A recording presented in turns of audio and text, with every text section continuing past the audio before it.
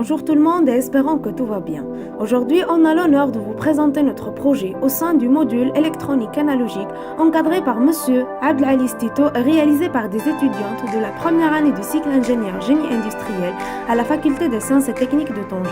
Ce projet a pour but de transformer un signal continu à un autre sinusoïdal par un Arduino et visualiser ce signal sur un oscilloscope installé sur un PC.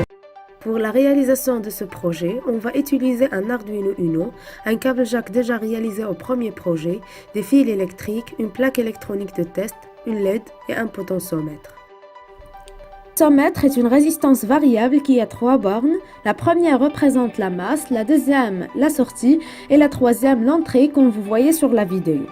Alors ce potentiomètre joue le rôle d'un diviseur de tension pour diminuer la tension générée par la carte Arduino dans le but de protéger la carte son du deuxième PC qui va afficher le signal sinusoïdal sur une application dont on va définir.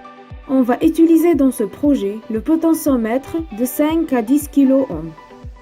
La LED a pour but d'être sûr que la tension générée par la carte Arduino est faible et n'affectera pas la carte son de notre PC.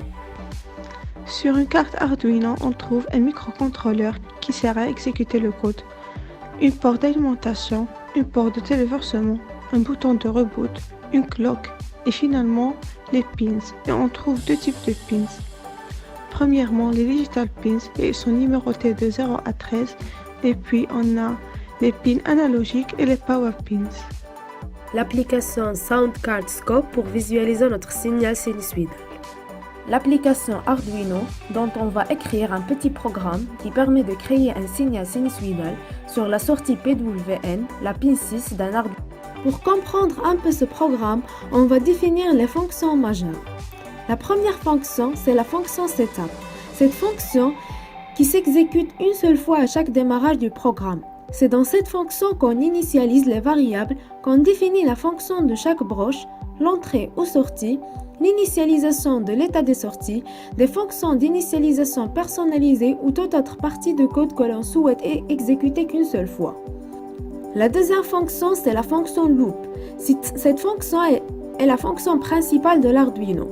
Une fois la fonction setup exécutée, la fonction loop s'exécutera et se répétera à l'infini. Les fonctions de gestion d'input et output numérique, c'est la fonction pin mode, broche mode. Cette fonction sert à définir une broche spécifique de l'Arduino par le biais de son numéro comme étant une entrée ou une sortie. Venons à l'utilisation de l'application. Dans la barre d'icônes visible en haut sur l'image, on peut voir 5 boutons en haut à gauche. Le premier, vérifier, sert à compiler le code et vérifier qu'il n'y a pas d'erreur dans celui-ci. Le deuxième, c'est téléverser, sert à envoyer le programme sur l'Arduino pour que celui-ci l'exécute. Les 3 icônes restantes servent à créer nouveau, ouvrir ou enregistrer un projet. Une autre chose qui est très importante à savoir, c'est que l'on connecte une carte en USB, il faut aller dans le menu Outils et sélectionner le type de carte sur laquelle on veut transférer notre projet ainsi que le port COM sur lequel l'Arduino est branché. Il est nécessaire de faire cette manipulation à chaque fois pour que la carte soit reconnue par le logiciel Arduino et que les téléversements se fassent correctement. On monte en premier lieu la LED et le potentiomètre en série. On relie les masses aux masses, les masses d'Arduino, du potentiomètre et de la LED.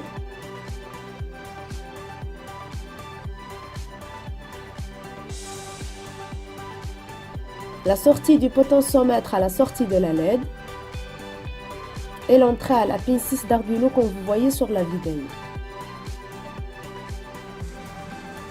La masse du câble jack à la masse de la LED et les écouteurs à la sortie. On relie notre circuit au PC dont on a installé l'application Arduino, on compile et on voit le résultat.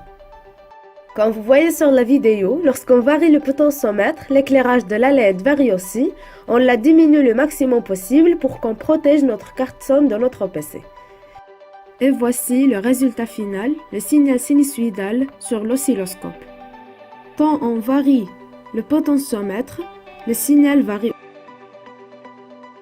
Un grand remerciement à notre professeur M. Abdelali Stito qui nous a donné cette opportunité de réaliser la transformation d'un signal continu à un autre sinusoïdal en utilisant l'Arduino, sans oublier que ce projet de façon indirecte a réalisé d'autres objectifs comme l'amélioration du travail en groupe, de compter sur soi-même, de chercher et d'explorer le domaine encore plus.